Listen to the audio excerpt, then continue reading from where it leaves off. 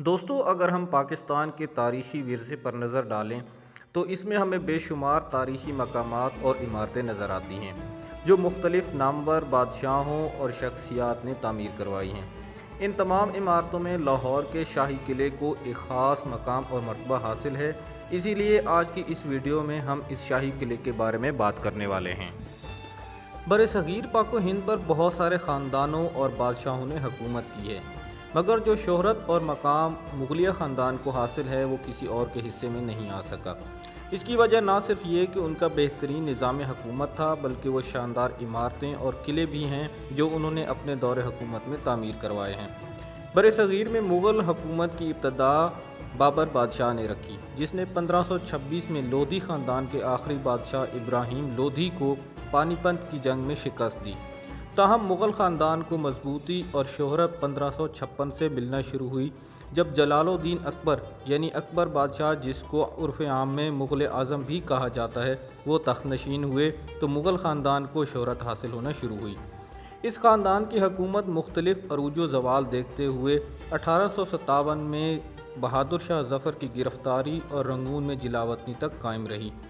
تاہم ہمارا موضوع گفتگو شاہی قلعہ ہے، اس لیے ہم اسی تک ہی محدود رہیں گے، اور اس قلعے اور مغل خاندان کا آپس میں گہرا تعلق ہے، اس لیے تھوڑی سی بات ہم نے اس خاندان کی ابتدا اور حکومت کے بارے میں بھی کی ہے۔ تو آئیے اب اپنی گفتگو کا رخ اس قلعے کی طرف موڑتے ہیں۔ موجودہ قلعے کی تعمیر مغل اعظم یعنی جلال الدین محمد اکبر نے 1556 میں شروع کروائی تھی۔ تاہم تاریخ ہمیں بتاتی ہے کہ سب سے پہلے اس قلعے کی بنیاد سلطان محمود غزنوی کے دور حکومت یعنی 12ویں صدی میں رکھی گئی تھی۔ اس وقت اس قلعے کو گارے اور کچی اینٹوں سے تعمیر کیا گیا تھا۔ 1241 میں لاہور پر منگولوں کو حملہ ہوا اور اس دوران اس قلعے کو تباہ کر دیا گیا، لیکن 1267 میں سلطان بلبن کے زمانے میں اس کی دوبارہ تعمیر کی گئی۔ 1398 میں امیر تیمور لنگ نے جب لاہور پر فوج کشی کی تو تباہی ایک دفعہ پھر سے اس قلعے کا مقدر ٹھہری، اور اس دفعہ اس کو مبارک شاہ سید نے 1461 میں تعمیر کروایا، اور 1430 میں اس پر شیخ علی آف کابل نے قبضہ جما لیا۔ یوں مختلف بادشاہوں اور مختلف ہاتھوں سے ہوتا ہوا یہ قلعہ 1526 میں مغلیہ خاندان کے قبضے میں آیا۔ 1556 میں جب اکبر بادشاہ تخت نشین ہوا تو اس نے قلعے کی تعمیر اور مرمت کی طرف خصوصی توجہ دی، جس کے دو بڑے اسباب تھے: ایک بادشاہ کی فوجی ضروریات، اور نمبر دو شاہی خاندان اور اعلیٰ پائے کے لوگوں کی رہائش کے مسائل کو حل کرنا۔ چنانچہ بادشاہ نے یہ قلعہ تعمیر کروانے کا فیصلہ کیا۔ اکبر کے زمانے میں کچھ دوسرے علاقوں کے بادشاہ اور لوگ بھی مغلیہ سلطنت کے لیے مسلسل خطرہ بنے ہوئے تھے، چنانچہ ان لوگوں سے اپنے شہر اور لوگوں کو بچانے کے لیے بادشاہ نے اس قلعے کو تعمیر کروایا۔ اکبر کے زمانے میں جب یہ قلعہ تعمیر کیا گیا تو دریائے راوی اس کی دیواروں کے بالکل قریب بہتا تھا۔ اکبر کے زمانے میں بنائے جانے والی اہم عمارتوں میں دولت خانہ خاص و عام، جھروکہ درشن اور اکبری دروازہ شامل ہیں۔ اکبر کے بعد جہانگیر بادشاہ نے بھی اس میں تعمیرات کروائی ہیں، یعنی اس قلعے کے اندر جیسے جیسے نئے بادشاہ آ رہے تھے وہ اپنی خواہش اور مرضی کے مطابق تعمیرات کروا رہے تھے۔ جہانگیر کے زمانے میں کالا برج اور تصویروں والی دیوار دو خاص قابل ذکر تعمیرات ہیں۔ اس کے علاوہ قلعے کی مشرقی دیوار کے ساتھ مسجد مریم زمانی بیگم بھی تعمیر کی گئی، جس میں شاہی خاندان کے افراد نماز جمعہ خاص طور پر پڑھنے کے لیے آیا کرتے تھے۔ اگرچہ جہانگیر بادشاہ نے اس مسجد کی تعمیر کے لیے کسی قسم کی کوئی مالی امداد یا روپیہ تو نہ دیا، مگر اس کی تعمیر کے لیے اس نے اجازت نامہ ضرور دیا تھا۔ شاہ جہان نے 1628 سے لے کر 1645 تک اس قلعے میں تعمیرات کروائی ہیں، جن میں دیوان عام، شاہ برج اور شیش محل زیادہ قابل ذکر ہیں۔ اس کے علاوہ سفید اور قیمتی پتھروں یعنی ماربل سے بنائی جانے والی موتی مسجد بھی شاہ جہان کے زمانے میں ہی تعمیر کی گئی تھی۔ شاہ جہان کے بعد اورنگزیب عالمگیر ہی وہ آخری مغل بادشاہ تھا جس نے اپنے زمانے میں اس میں کچھ تعمیرات کروائی ہیں۔ شاہی محل کے آدھے گول پلر والے دروازے جو اس وقت قلعے کا داخلی دروازہ اور لاہور کے ساتھ ساتھ اس شاہی قلعے کی پہچان اور علامت بھی ہیں، یہ اورنگزیب عالمگیر کے زمانے میں تعمیر ہوئے تھے۔ یاد رہے یہ دونوں دروازے نہ صرف شاہی قلعے بلکہ لاہور کی بھی پہچان جانے جاتے ہیں، اور یہ کسی زمانے میں پاکستان کے کرنسی کے نوٹوں پر بھی موجود تھے۔ 18ویں صدی کے وسط تک یہ قلعہ مغلیہ خاندان کے ہاتھ سے نکل چکا تھا۔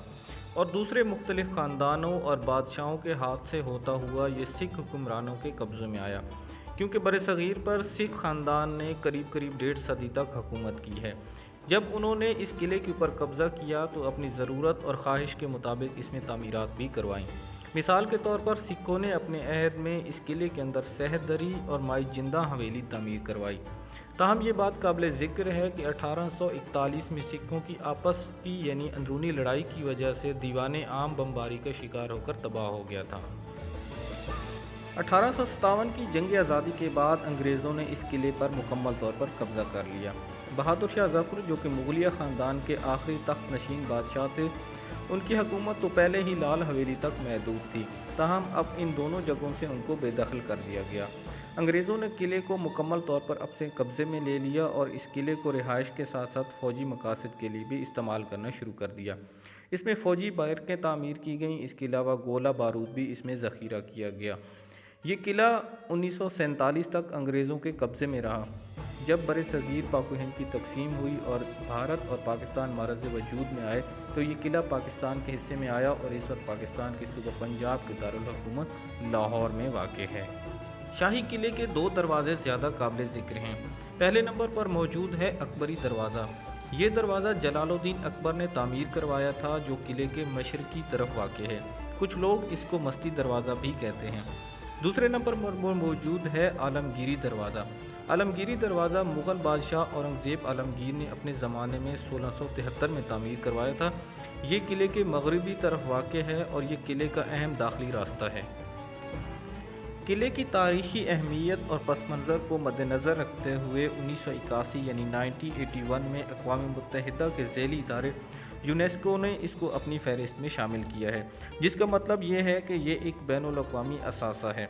اس وقت حکومت پنجاب کے 2 ادارے آرکیالوجی اور پنجاب ٹورزم ڈپارٹمنٹ اس قلعے کی دیکھ بھال اور تعمیر و مرمت کے ذمہ دار ہیں۔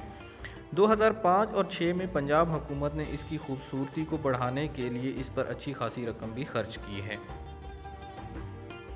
دوستو، اگر آپ کو ہماری یہ ویڈیو پسند آئے تو ہماری اس ویڈیو کے نیچے دیے گئے اس لال رنگ کے سبسکرائب کے بٹن کو دبا دیجئے اور اس کے ساتھ موجود اس پیلے رنگ کی گھنٹی کو بھی دبا دیں۔